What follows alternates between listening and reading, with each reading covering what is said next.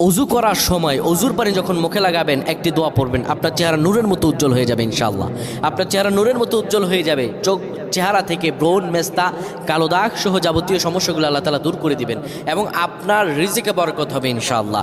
আপনার দোয়াগুলো কবুল হয়ে যাবে। অনেকের চেহারা সুন্দর কিন্তু তাকাতে ইচ্ছে করে না, মনে হয় চেহারায় নুন নাই, কিন্তু অনেকের চেহারাই কালো কিন্তু দেখতেও ভালো লাগে। যেমন এই যে বেলাল হাবশি, চেহারা দিকে তাকালেই শান্তির সুবাতাস বয়ে আসতো। সাহাবীরা যার চেহারা দেখে অনেক প্রশংসিত করিয়েছিল এবং যার কলব স্বচ্ছ ছিল।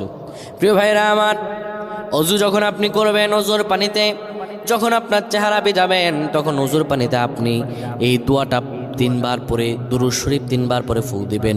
দোয়াটি হলো আল্লাহু নূরুস সামাওয়াতি ওয়াল আরদ, আল্লাহু নূরুস সামাওয়াতি ওয়াল আরদ।